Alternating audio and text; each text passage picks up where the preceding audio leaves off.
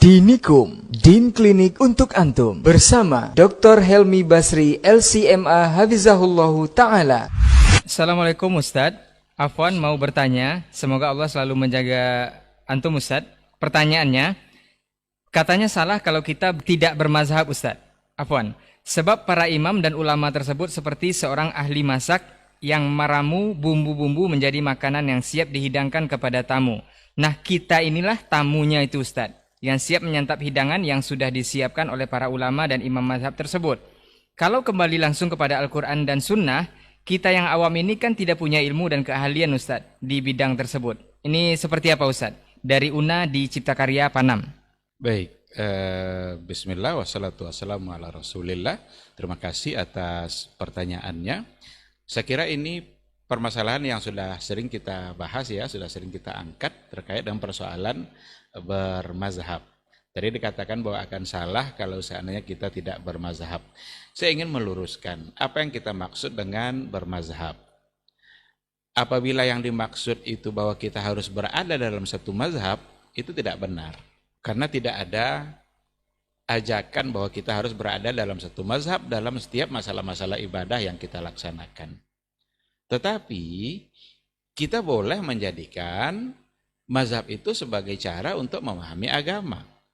Maka pahamilah Al-Quran, pahamilah hadis dari apa yang sudah disampaikan oleh para ulama-ulama mazhab.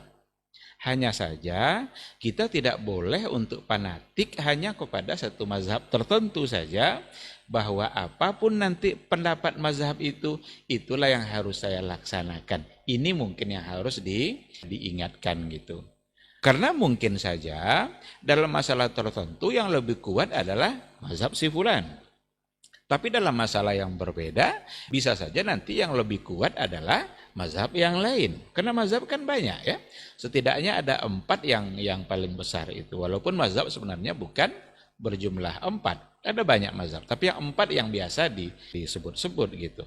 Nah, oleh karena itu, beramal melalui mazhab silahkan saja. Tetapi bukan berarti kita berpedomankan semata-mata oleh karena itu mazhabnya. Tetapi adalah berpedomankan kepada mazhab yang lebih kuat dari segi dalilnya.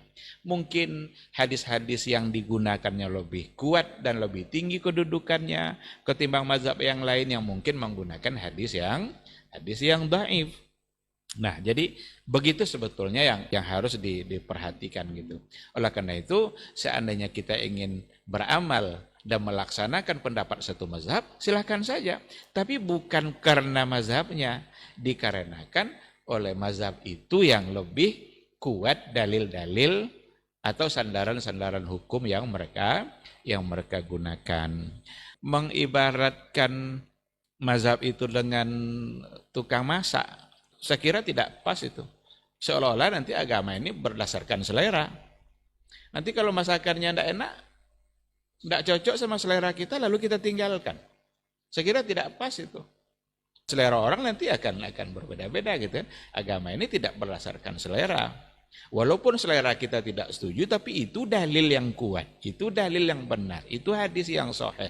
Tidak pun sesuai selera kita, maka kita harus mengambil apa yang ada pada hadis yang lebih kuat tadi itu.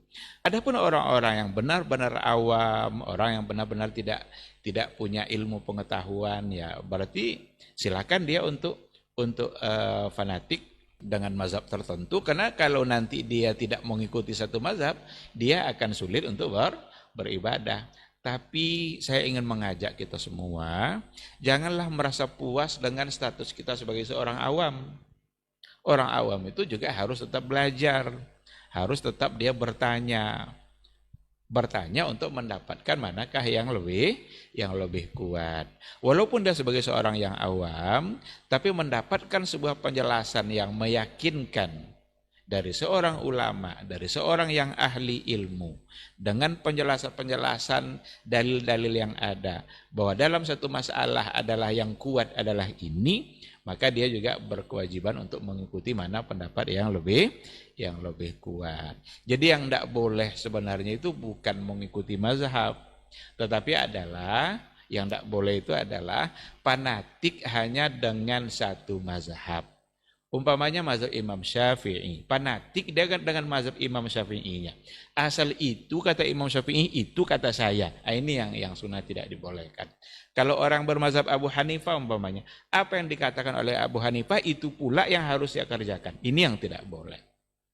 Yang dianjurkan adalah ketika dalam mazhab Imam Syafi'i itu dia yang memiliki dalil yang lebih kuat, maka itulah yang harus diikuti. Tapi seandainya masalah yang berbeda ternyata Abu Hanifah yang lebih kuat, maka kita berpindah pula kepada apa yang dikatakan oleh Abu Hanifah, karena itu hadisnya atau itu dalilnya yang lebih kuat. Jadi mari sama-sama kita lebih cerdas dalam beragama, dan kita ajak masyarakat agar cerdas juga dalam beragama, tidak semata-mata fanatik seperti itu, tetapi fanatik itu hanya dibolehkan kepada Rasulullah sallallahu alaihi wasallam. Wallahu subhanahu wa ta'ala a'lam. Jazakumullahu khairan. Baru saja Dinikum, Din Klinik untuk Antum, dipersembahkan oleh Robbani, merajut ilmu dan peradaban.